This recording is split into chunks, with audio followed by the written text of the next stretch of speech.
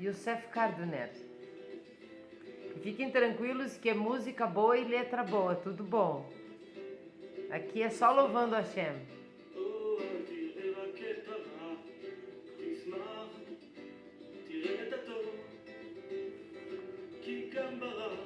Tá na playlist do canal. Música boa.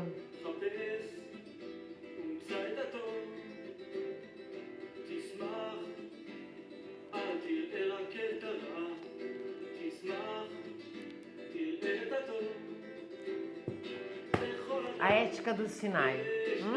A ética do Sinai. Pirkei Avot, o tratado do Talmud, dos sábios do Talmud, da época da Mishnah.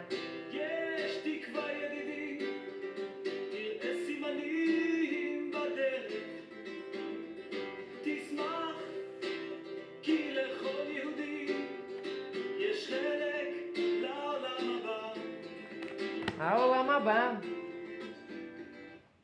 Vamos dar então um K. Adorei esse K. Shalom a todos. Vamos lá então hoje para a Mishnah. Capítulo 2, Mishnah 10 e 11. Por que 10 e 11? Porque ela é dividida em dois. A 12, quando nós formos fazer, nós vamos ver que ela é uma continuação desta 10 e 12, tá? Então nós vamos ler. É uma Mishnah curta, assim como a próxima acho que também é, porque nós vamos falar agora sobre como o Rabban Yohanan ben Zakkai se dirigia aos seus discípulos, aos seus alunos. Quais alunos? Bom, ele tinha muitos alunos, acredito eu, centenas de alunos, mas existiam 5 alunos que se destacavam e ele os chamava de uma maneira um pouco diferente. Nós vamos ler um pouquinho e vamos tentar e vamos conseguir trazer para os nossos dias de hoje uma mensagem. Então, vamos lá. Capítulo 2, Mishnah 10 e 12. Hamisha Talmidim Hayu Lo Le Rabban Yohanan ben Zakkai Ve'eluhem Rabbi Eliezer ben Urkenos, Rabbi Yehoshua ben Hananiah, Rabbi Yosef HaKohen, Rabbi Shimon ben Netanel, Rabbi Elazar ben Arach, Hu Haya Moneh Shivtan, Rabbi Eliezer ben Urkenos, Borsut Sheino Mabed Tipa, Rabbi Yehoshua ben Hananiah, Ashrei Yoladeto, Rabbi Yossi HaKohen, Hassid, Rabbi Shimon ben Netanel Ireheto, Rabbi Elazar ben Arach, Kemayan Kamit Kaber. Então, o que é, meu Deus, que ele quis dizer? 5 discípulos tinha o Rabban Yohanan ben Zakkai. Claro que não são 5, né? Mas o que ele se dirigia de maneira diferente. Foram eles Rabbi Eliezer ben Urkenos, Rabbi Yehoshua ben Hananiah, Rabbi Yosef, o sacerdote, por isso que está escrito, por isso que eu falei Rabbi Yossi HaKohen, já sabemos, Rabbi Shimon ben Netanel e Rabbi Elazar ben Arach. Ele costumava apontar suas qualidades. Rabbi Eliezer ben Urkenos, uma cisterna rebocada que não perde uma só gota. O Rabbi Yehoshua ben Hananiah, bem-aventurada a mãe que o gerou. Rabbi Yossi, o sacerdote, homem piedoso. Rabbi Shimon ben Netanel, temente ao pecado. E o Rabbi Elazar ben Arach, como um manancial que se revigora. Então vamos entender, e o que nós vamos tirar daqui é como nós como estudantes, como Bnei Noach, como nós devemos nos comportar diante do estudo. Do estudo do quê? Do estudo da Torá. Quando nós falamos do estudo da Torá, eu gostaria que vocês abrangessem assim na sua ideia, não é só da Torá, mas de todos os ensinamentos, que vai incluir a Torá, que vai incluir o Talmud, que vai sim incluir a Kabbalah e todas as coisas, tudo aquilo que nós formos estudar sobre o judaísmo, sobre as leis Bnei Noach, como nós devemos nos comportar. Então vamos lá. O Rabbi Yohanan Ben Zakkai, está claro, deve ter tido centenas de alunos. É o que eu disse, é que aqui são só 5, ele está falando de 5. Estes 5, contudo, eram verdadeiros discípulos, Hayulo, né? Hayulo. Pois eles refletiam plenamente a grandeza do seu mestre.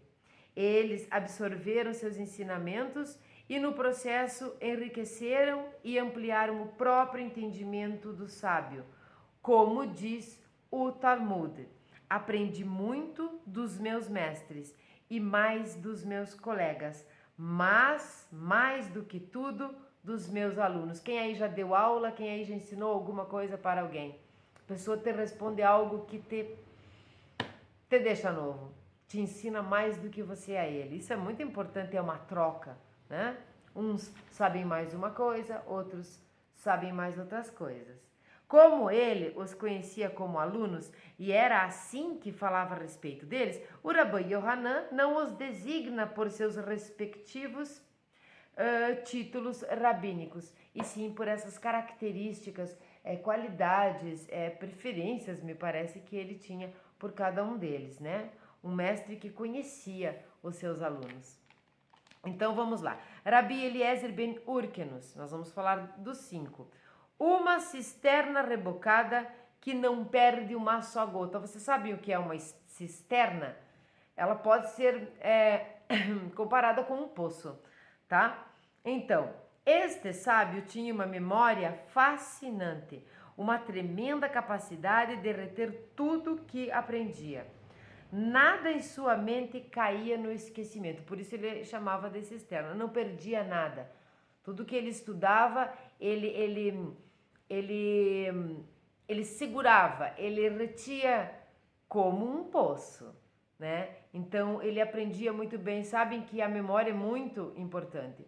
Às vezes você é uma pessoa que tem uma boa cognição, você compreende as coisas fácil, mas não guarda isso na cabeça. Então provavelmente ele repetia muitos estudos e guardava todos os ensinamentos. Isso é muito importante, né? Existe outro pensamento subentendido aqui. Muitos tanques são impermeáveis, mas depois de algum tempo a água que contém perde seu gosto. Olha essa linha aqui, esse entendimento subliminar também importante. Não pode ficar monótono, rotineiro, né? E perder o gosto. Não pode perder o gosto, não devemos perder o gosto. Devemos estudar, ler, estudar, compreender, memorizar e não perder o gosto. O gosto pelo estudo da Torá, o gosto pela divulgação do estudo da Torá e tudo mais. Nada de proselitismo, tá? O que eu quis dizer com divulgar. Uma cisterna, contudo, é um poço que conserva a doçura natural da água. Já tomaram água de poço? Tomaram? Não assim eu conheço um poço lá, poço artesiano, ou um poço natural mesmo. A água realmente é uma água doce. Claro que a água é uma coisa sem cor, né, insípida, inodora e incolor, mas a gente sabe diferenciar de uma água salgada ou de uma água ruim, né? Assim que ele era. O Rabi Eliezer não só recordava os ensinamentos de seu mestre, mas também conservava seu sabor e conotações, seu gosto e frescor. Já viram aquelas pessoas que estudam ali, sabem bem o assunto, mas conforme vão passando adiante ou vão estudando mais, vão perdendo, não conseguem nem mais interpretar de maneira diferente ou agregar aquilo que viram do começo, fica pobre, fica sem gosto. Pois é, não era assim. Ele mantinha o gosto e o frescor do ensinamento na sua memória. Rabi Yehoshua ben Hananiah, bem-aventurada a mãe que o gerou. Assim ele falava, o Rabi Yohanan ben Zakkai. Quando este sábio ainda estava no ventre materno, estamos falando do Rabi Yehoshua ben Hananiah. Lembram que Ben é filho de Hananiah. Estava no ventre materno, em gestação, a boa mulher ia visitar todos os Beit Midrash, que são as casas de estudo, já estudamos isso, da sua cidade para solicitar aos sábios. Aqui tem aspas. Suplico que oreis para que meu filho, por nascer, cresça sábio. Existem alguns sábios que dizem que, na verdade, como ele era órfão de pai, Rabi Yehoshua, e o Ben Hananiah, então Rabi Hananiah tivesse falecido antes do nascimento do bebê, alguns sábios contam um pouco diferente. Aqui diz que ela suplica, oreis para que meu filho nasça e cresça sábio. Provavelmente ela também pedia isso. Eu acho até que isso é em primeiro lugar. Mas alguns sábios contam que ela ia grávida. Ela ia grávida, né, no Beit Midrash. E ela ia dizendo para ele, quem tem filho aí? Quem é mulher aí? Né? Quem é mulher? Quem tem filho? Quem teve filho? Quem esteve grávida? Quem teve essa oportunidade e essa experiência? Nós falamos com o bebê. Sim, nós falamos com o bebê, olha isso, meu filho, olha aquilo. Ele não está vendo, mas ele escuta a nossa voz, ele entende as repetições, eu acredito, das próprias palavras, a energia do ambiente, se ela é uma energia conturbada, se ela é uma energia de calmaria, e ele absorve as coisas do ambiente através de nós, através da mãe. Então ela ia no Beit Midrash e ficava falando para ele, olha meu filho, eu quero que você vá se acostumando com esses ensinamentos, com esses estudos, com esse lugar. Eu acredito particularmente que ela fazia as duas coisas. E depois que o bebê nasceu, ela costumava levá-lo em seu berço ao Beit Midrash para que, desde os primeiros dias, seus ouvidos fossem atraídos pelo doce canto do estudo da Torá. Levava bebê também, sem ele nem mesmo entender o que estava acontecendo ali, mas ela o levava. Então são três coisas. Falava com ele dentro do ventre, falava com os sábios e pedia, tomara que ele venha a ser sábio, né? Pedia as orações e o levava a bebê para que ele já escutasse e pudesse ver as coisas em volta. Quando uma mãe prepara deste modo o seu filho para amar a Torá e se esforça tanto por envolvê-lo com a herança imortal de seu povo, então, quando a criança se torna um sábio de renome, pode-se dizer bem-aventurada a mãe que o gerou. Então, aqui o grande elogio do Rabino Yohanan Ben Zakkai era para a mãe do Rabi Yehoshua Ben Hananiah. Eu acho tão bonito isso. Eu acho muitas coisas bonitas aqui, quase tudo. Eu acho que tudo. Nunca é cedo demais para iniciar o processo de educação judaica. Nunca é cedo demais para ensinar o seu filho, Ben-Noach, sobre as 7 leis de Noach, sobre a decência das 7 leis de Noach, que nós não precisaríamos nem ter isso escrito. Não fazemos mais do que a nossa obrigação. E todas as ramificações. Como é que você faz isso como uma Bat Noach, uma mãe? Vamos falar da mãe agora.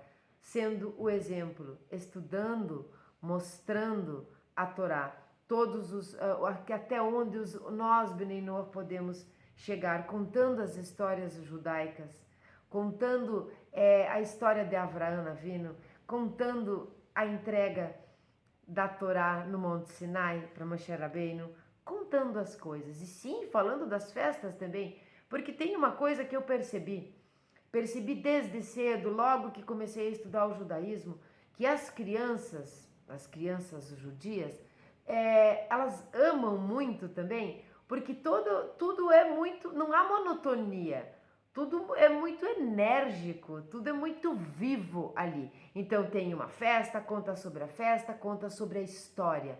As festas não é como um carnaval aqui no Brasil, que não tem fundamento nenhum, né? Que tem um monte de gente pelada pulando e bêbada. Não, eles têm uma motivação maior, uma história divina, uma história de um povo. E aí vem a festa.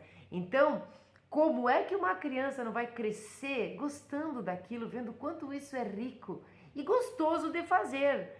sabe? Aquelas, é como o judeu, aquelas, não posso isso, não posso aquilo, mas posso aquele outro, mas devo aquele lá. Então não existem aqui sofrimento de não poder fazer isso ou aquilo, por exemplo, no Shabat, e sim o regozijo familiar, um momento em família, um momento feliz, né? Contando as histórias e assim por diante. Então essa é uma boa maneira para nós como Bnei Noach, como Bat Noach principalmente. Está na sua barriguinha, vai contando para ele as histórias dos nossos patriarcas, dos patriarcas do povo judeu e nosso também, porque me agreguei. Gostei desta palavra que uma amiga me disse, somos agregados e felizes. Vai contando, vai se sentindo tranquila, leia livros bons. E esse bebê vai nascer conhecendo devagarzinho e ele vai crescer. E aí, que espera o futuro bom ou ruim? Bom, então nunca é cedo demais. Certa vez, uma mãe perguntou a um médico as histórias quando ela devia começar a preparar o desenvolvimento de seu filho. O médico perguntou: qual a idade do seu filho? A mulher respondeu que estava para dar à luz. O médico respondeu: a senhora já está 9 meses atrasada. Ah, se todos os médicos fossem assim, né? Esse tem a cabeça muito aberta. Agora nós vamos falar do Rabi Yossi HaKohen, o sacerdote, homem piedoso, Hassid.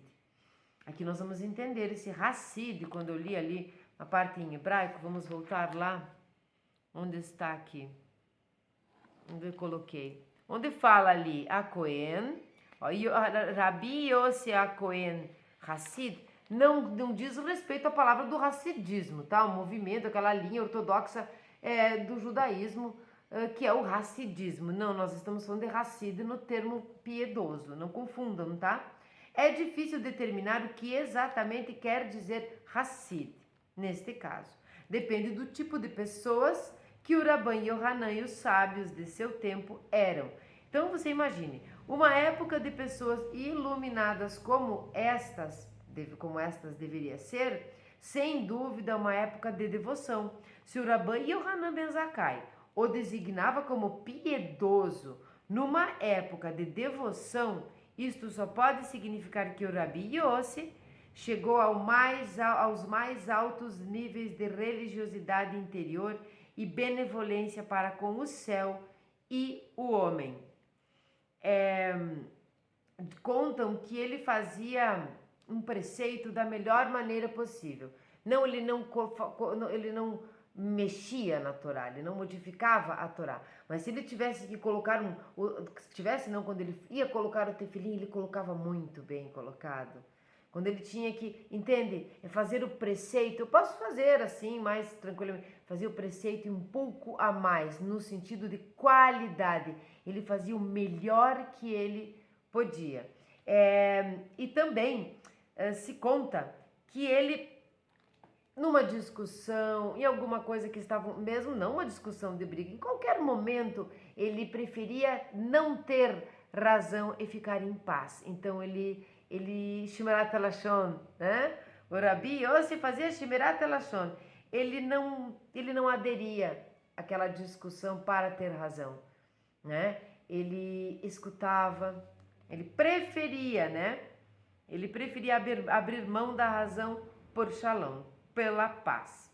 Então, o que nós vamos tirar aqui desse aqui? Nós vamos tirar que, assim como Noah, nós sabemos que ele foi considerado o mais justo da sua geração, mas nós sabemos que aquela geração não haviam homens justos. Então, ele era o máximo que podia daquele tempo. Na época de Avraham Avinu, contam os sábios, tá? Que Noah talvez não fosse considerado tão justo, não. Porque nós estamos falando daí, então, de pessoas mais, de um nível mais elevado, né? Como Abraão. Então, essa é uma comparação. Se todos eram devotados e o Rabi Yohanan ben Zakkai chama Yossi de homem piedoso, é porque ele era alto grau mesmo, né? Se todos eram e ele era mais ainda, então sejamos nós assim. Façamos um pouco mais né? No nosso caso, Bnei Noah, nós temos os preceitos e nós temos uma vontade muito forte de fazer mais preceitos. Então, nós podemos fazer mais preceitos. Eu não vou entrar nesses detalhes agora, nós podemos, assim como as festas que nós falamos, nós não temos obrigação, mas nós podemos, e algumas coisas a mais. Mas neste momento aqui, que nós façamos o que nós podemos e já estamos fazendo de maneira melhor. Aqui o a mais é em termos de qualidade, não de quantidade. Vamos fazer assim como vamos ensinar os filhos desde cedo, né? Eu não quero me perder assim como vamos estudar e memorizar. Essas são as mensagens da Mishnah. O Rabi Shimon ben Netanel, temente ao pecado. Vou beber uma água. Baruch atah Adonai Eloheinu melech haolam, she'akol ne're'ah bidvaro.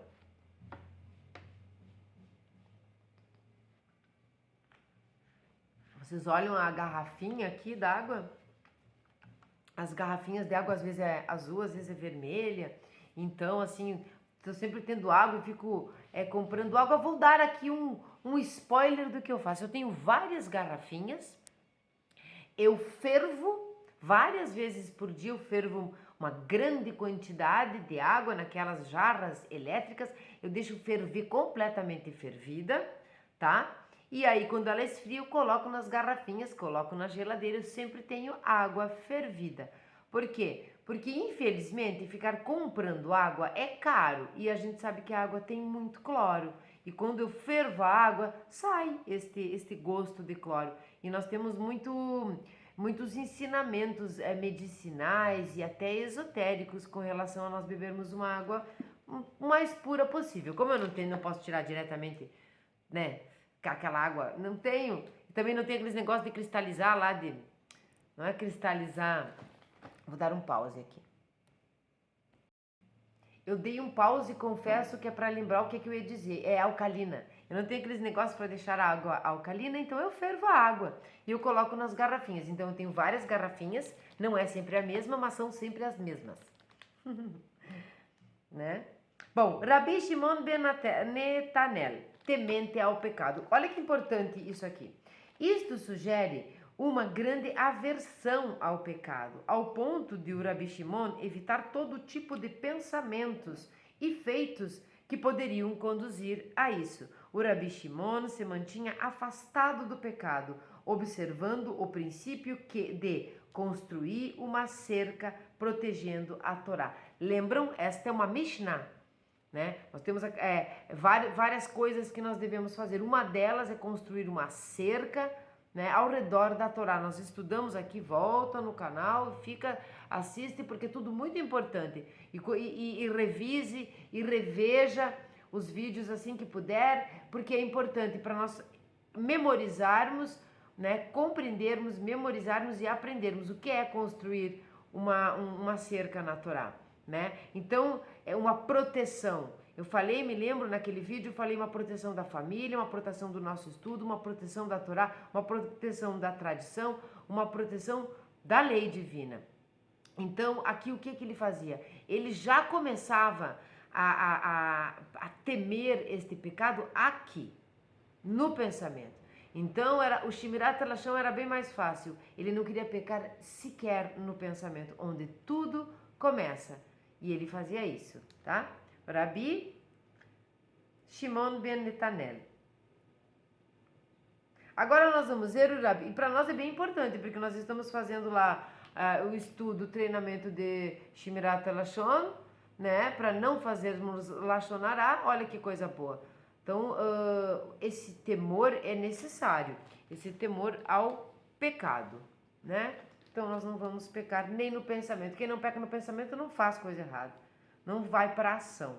Rabi Elazar ben Arar, como um manancial que se revigora. Veja que cada um dos 5, parece que ele escolheu a dedo chamá-los assim, porque tudo muito conectado. Eu vou ler este último, depois nós vamos tentar fazer essa conexão, tá? Um rio é um acúmulo de águas que se despejam nele a partir de fontes externas.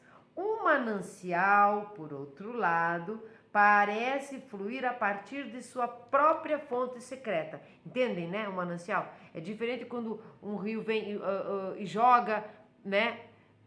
Para dentro do outro, tá? Um acúmulo de águas, ó, que se despejam nele a partir de fontes externas. Isso que eu quis dizer. O manancial vem de dentro. Por isso ele diz aqui uma própria fonte secreta. No interior do próprio Rabi Elazar havia uma fonte de sabedoria nascente e de notável introspecção. E diferentemente dos mananciais que às vezes secam ou diminuem sua força, a sabedoria desse sábio sempre fluiu com vigor renovado. À medida que envelhecia, mais bela e prolificamente florescia a sua sabedoria. Então nós vemos aqui que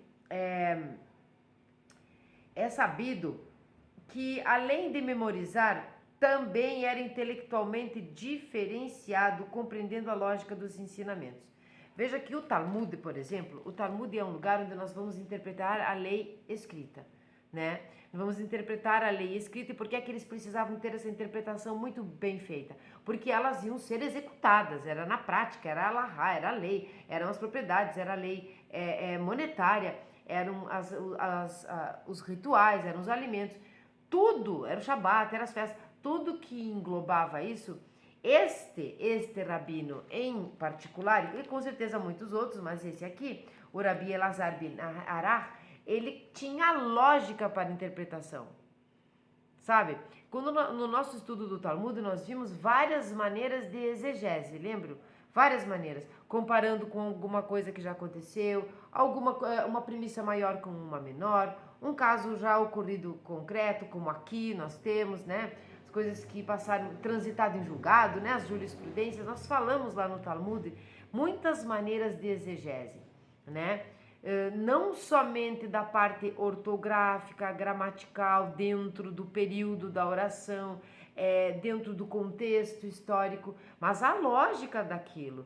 E ele trabalhava isso. Então, quando nós chegamos aqui neste último sábio, no último dos 5, olha, nós podemos pensar que, como o primeiro tinha uma ótima memória, né, foi o Rabi Eliezer, com certeza é muito importante ter uma memória, memorizar, mas com certeza o Rabi Elazar tinha esta memória. Usava a lógica para interpretar, não modificava nada, mas usava a lógica, né? Isso é viável? Colocar.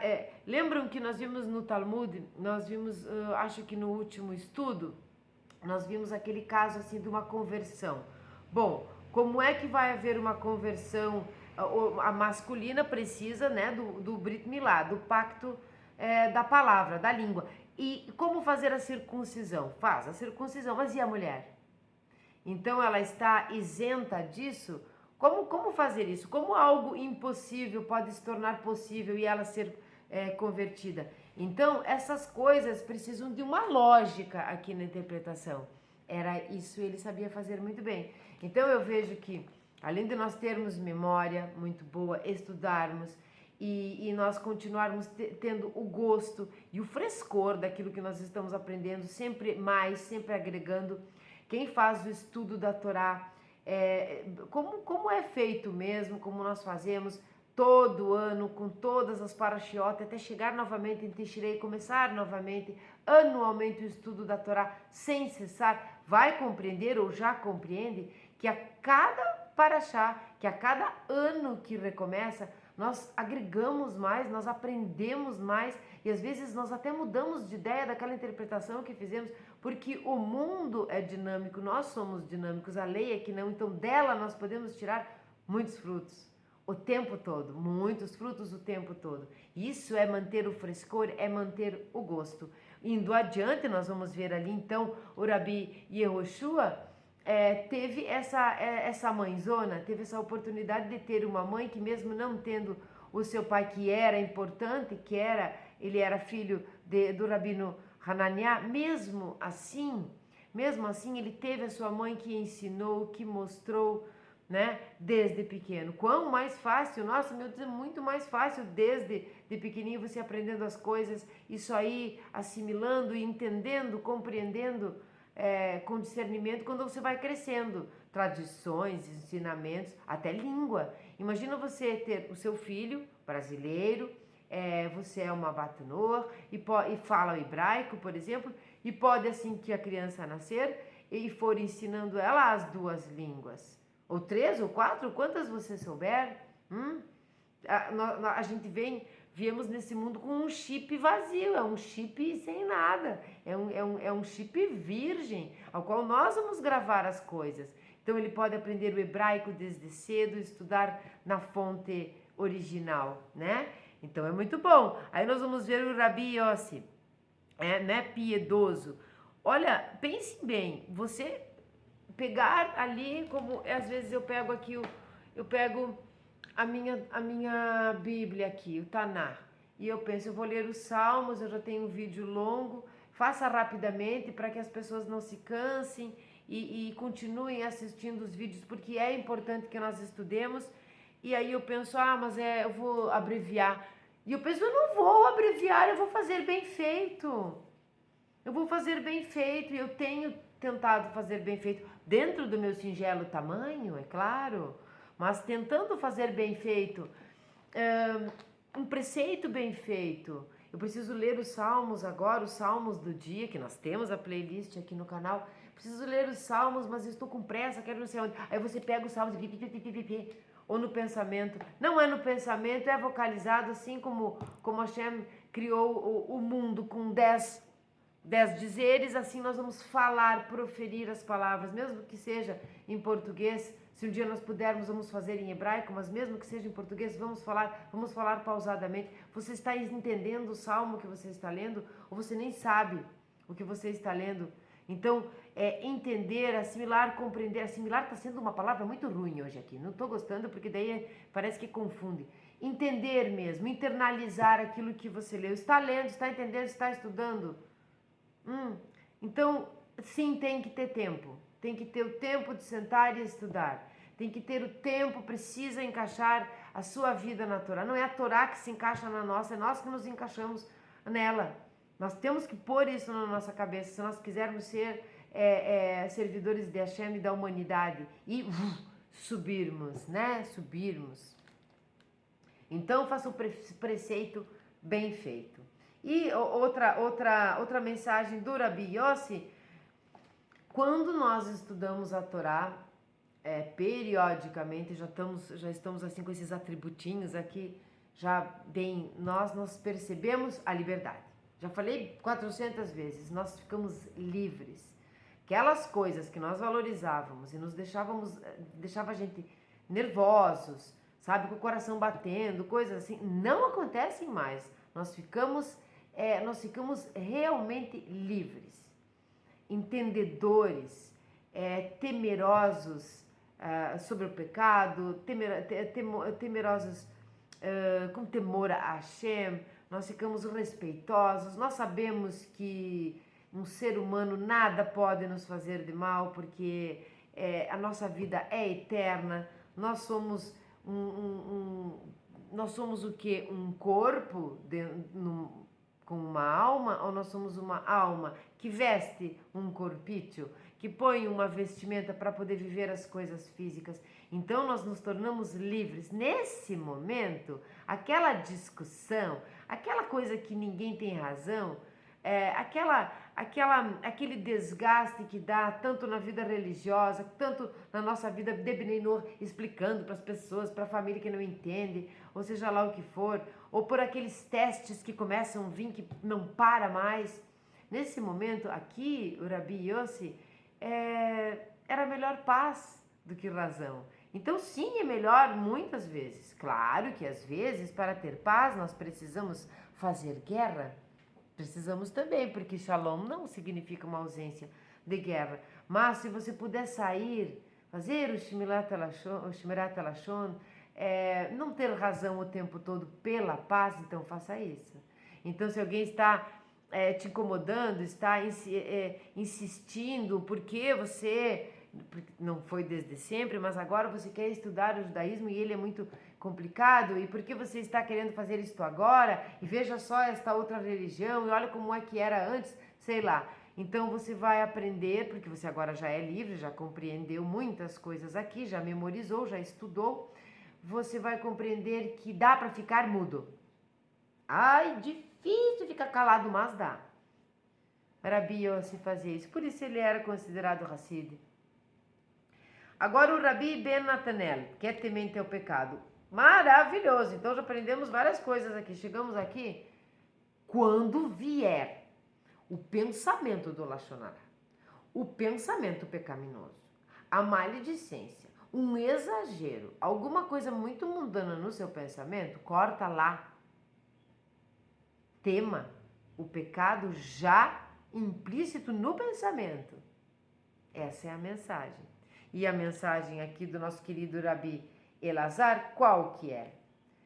Sim, todas essas coisas que nós falamos, toda religião judaica é muito mais do que uma religião. É um modo de vida, são muitas tradições, é uma vida de disciplina, é uma vida de desapego ao que não vale a pena, é uma vida de regozijo, é uma vida de renúncia de algumas coisas, é uma fé inabalável, é um Deus único, né? Então, Hashem errado. O que Elazar nos pode passar aqui? A lógica. Você é uma pessoa de fé cega, porque simplesmente eu acredito, mas e pronto, final? Ou você tem uma emuná, uma fé fundamentada na confiança, porque emuná é confiança, uma confiança na lógica. Você consegue perceber a lógica das coisas que acontecem no dia a dia, o seu estudo da Torá, a sua vida prática. Você consegue ver isso? Você vê lógica nos preceitos bíblicos? Você vê lógica em não assassinar? Você consegue ver lógica em não cometer atos, relacionamentos ilícitos? Você pensa o que sobre o adultério? É lógico ou não que isso seja um pecado? E comer uma parte de um animal vivo? Você vê lógica nisso? Você estudou, compreendeu a parte esotérica, religiosa, a parte literal e a lógica nisso? Então, o amor, que é uma coisa que nós construímos, porque senão não é amor, o amor precisa ser lógico. Lógico, somos amados e amamos quem nos trata bem, quem nos trata bem. A lógica nisso. Então, a lógica em fazermos justiça, termos um tribunal de justiça, a lógica em nós admitirmos que Deus é um unicamente e que todo o restante são suas criações, suas criaturas, seja uma plantinha, um mineral ou sejamos nós. A lógica nisso? Ou você imagina Deus como um grande empresário, sim, porque o mundo é uma grande empresa, um grande empresário que fica mandando você faça isso, você faça aquilo, e assim vocês são todos deuses. A lógica nisso? Então veja que de uma simples Mishnah, onde ele só quis dizer como ele se referia, como ele denominava, chamava esses 5 alunos, que eu acho que eram preferidos dele. Professores não podem ter alunos preferidos, mas esses aqui me parece que eram, pelas suas atitudes. Muito embora eu acredite que todos os outros, ou muitos outros, também eram assim. Mas aqui, compreende? Uma Mishnah tão pequenininha, nós podemos tirar isso. Então essa foi a Mishnah 10 e 11, do capítulo 2, do tratado do Pirkei Avot, relatado, comentado, explicado, muito amorosamente escrito pelo senhor Irving Bumil, a Ética do Sinai, o livraço. Próxima Mishnah, Mishnah 12, nós vamos continuar falando desses 5 sábios. Gostaram? Estão gostando? Então, aproveita nesse momento, curte, comente, ativa o sininho para não perder nenhuma notificação. Compartilha com seus amigos, familiares, com as pessoas que você gosta. É muito importante para mim que você curta, comente, faça todas essas coisas que o YouTube nos demonstra que só assim os vídeos aparecem. Vamos estudar, vamos ter paciência, vamos ter amor, vamos ter memória, vamos ter frescor. Vamos ser um poço, né? Um poço de água límpida, que não sai nenhuma gotinha para fora. Vamos só absorver coisas boas, né? Vamos procurar não fazer o Lashon Hará no pensamento e todos os outros pecados. E vamos continuar a nossa vida desta maneira, de uma maneira reta e de uma maneira a serviço de Hashem.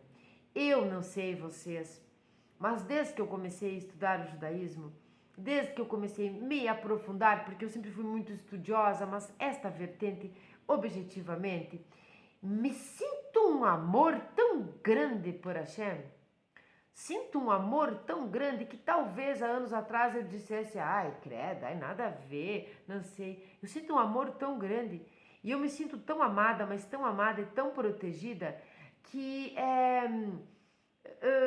lógico, que isso é muito lógico. E eu não fiquei mimimi por isso, pelo contrário, eu fiquei até um pouco mais fria, porque agora eu tenho a certeza que talvez um dia eu não tivesse, de que além dele ser só um, e ele é um, e nós somos um com ele, e estamos dentro dele, eu sinto que ele nos protege. Eu sinto que é assim que tem que ser. Eu estou muito feliz de estar aqui falando com vocês no canal. Estou muito feliz em estudar o judaísmo. Estou muito feliz em estar vencendo alguns obstáculos que eu acredito que vocês também tenham. Muitos obstáculos com as pessoas. Nós temos um mundo onde a porcentagem é muito pequena de judeus. Nós temos muito antissemitismo, nós estamos sofrendo antissemitismo até como Bnei Noach. Então, eu estou muito feliz nesse momento de estar aqui. Cada um que se inscreve no canal, eu vejo mais uma pessoa, sabe? Então, eu estou muito feliz por conta disso. Então, agora o que eu vou fazer? Agora eu vou ler o Salmo 17, que é bem longuinho. Vamos fazer as coisas bem feitas, não importa quanto tempo leve. A gente tem tempo para pintar o olho, tempo para se arrumar, tem tempo para o lazer. Temos que ter tempo para Hashem. É para Hashem que nós temos que ter tempo. É Ele que nos dá o tempo, por sinal, né? Quanto tempo nós vamos viver aqui na Terra? É Ele que dá, então vamos oferecer de volta alguma coisa importante. Vamos ler o Salmo 17, eu vou colocar mais um pouquinho a musiquinha. E depois, como agora eu não gostaria muito de falar em datas, quando os vídeos eles são dessas playlists que ficam meio que perpetuamente, não tenho que mudar, mas nós vamos falar alguma coisa sobre a contagem do Homer, fiquem tranquilos. Talvez num short, alguma coisa assim, tá? Vamos lá então? Tenham um ótimo dia. Shalom a todos. Shalom, shalom, por sinal. Uma oração de David. Ouve, ó Eterno, minha causa que é justa, atende a meu clamor e escuta a minha oração, pois ela não provém de lábios enganosos. De ti emanará meu julgamento, de ti que tudo vês com equidade. À noite perscrutaste meu coração, tu me testaste e de pecaminoso nada encontraste. Meu pensamento é coerente com minhas palavras, para que minhas ações se pautem por teus pronunciamentos. Do caminho dos infratores me afasta. Quando meus passos trilham teus caminhos, não vacilam meus pés. Eu te invoquei e sei que me responderás, ó Eterno. Volta para mim teu ouvido e atenta às minhas palavras. Estende tua misericórdia e salva com tua destra os que em ti se refugiam, daqueles que contra eles se levantam. Guarda-me com o desvelo com que se cuida da pupila dos olhos. Esconde-me sob a sombra de tuas asas, dos perversos que me querem saquear, dos inimigos que me cercam e querem se apoderar de minha alma. Cerram a piedade seus corações empedernidos, e com arrogância pronunciam palavras duras. Cercam agora nossos passos e buscam seus olhos o meio de lançar-nos por terra. Assemelha-se ao leão que espreita pronto a devorar sua presa, ou como o leãozinho emboscado em seu esconderijo. Ergue-te, Eterno, para subjugá-los, e com tua espada livra minha alma dos perversos, que somente por tua mão eu chegue à morte. como aqueles que atingem idade avançada, cuja porção é a vida eterna, que cumulas de teus tesouros, que se alegram com os seus rebentos, a quem farão herdar o seu legado. Quanto a mim, por minha integridade, contemplarei tua face, e ao despertar serei saciado por tua visão. Nada é por acaso, nenhum salmo por acaso. Mais um pouquinho da música.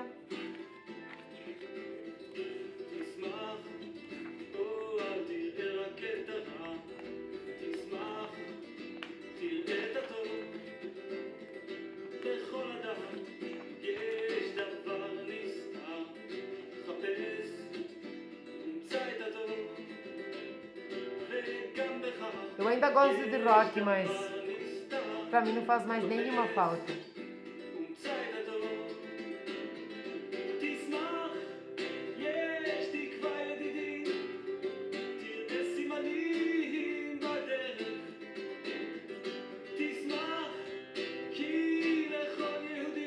Judeus são felizes. Sejamos nós também. Tchau.